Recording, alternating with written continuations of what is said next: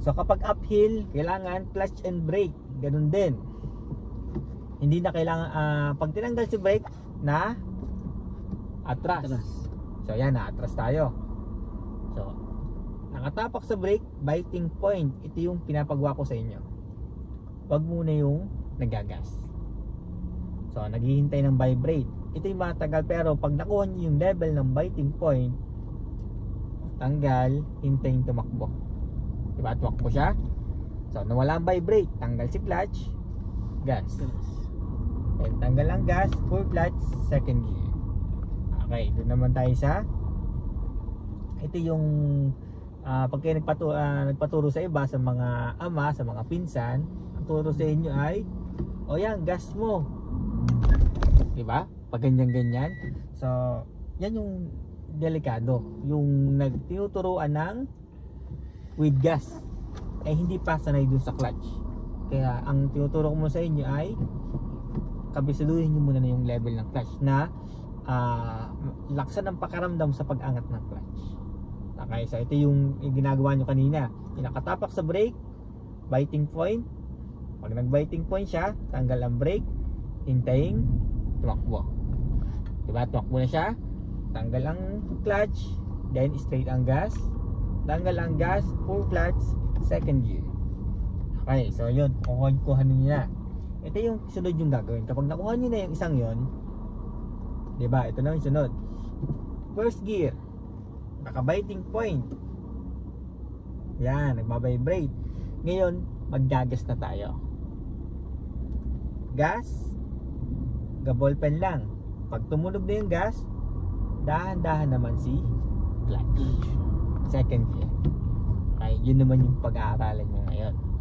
So, wag yung ganito. Wag yung gagawin tong ganito, yung nag-biting point. Yan. Tumapak sa gas. Pagkatapak kay gas, tinanggal si clutch. Anong nangyari? Patay ang makina.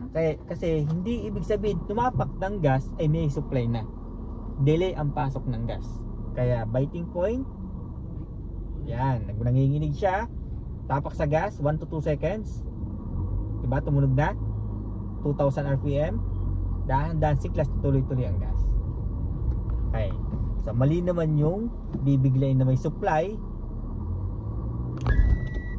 binigla si clutch. So mag-iisin yung ating gulong. So mali yun. Kaya nasa pag-angat ng clutch yung smooth ng takbo. Huwag kang matatakot sa gas. Normal lang na sa mga nag-aaral natatakot sa gas. Kaya ang iba na aksidente kasi nag-gas sila. So ang natanggal, sa halip na si gas, ang tinanggal ay si clutch. Yun ang nangyayari sa mga na-aksidente kasi nasa nag-aaral. Gawa ng natatakot sa gas ay ang natanggal ay si clutch. So ang dun matakot sa angat ng clutch. Kung ang angat ng clutch ay dahan-dahan na kahit may supply ng gas niya, kahit tumunog yan, smooth ang takbo niya. So sa madaling salita, ang nagpapatakbo niya sa una nakagaling hinto ay yung clutch, hindi si gas. Okay, so pag naman sa second gear to fifth gear yan si gas na kasi tanggal na si clutch eh. So sa laging first gear, ito yung gagawin nyo muna kasi nagawa nyo na yung biting point. Tanggal ang brake, hintayin tumakbo. So nakuha nyo na yan. So doon na tayo sa gas. So biting point, nakatapak sa clutch and brake, hintayin ang biting point. Yan, then pagkatanggal kay brake, lipat sa gas. Ka-ballpen lang. Dahan-dahan naman si clutch. At tuloy-tuloy ang gas. So para hindi mamatayan, hintayin tumunog. Pag walang tunog, huwag iangkat si clutch. At ang pag-angat ng clutch ay dahan-dahan. Okay? So may tanong kayo? May tanong? Tara, practice natin.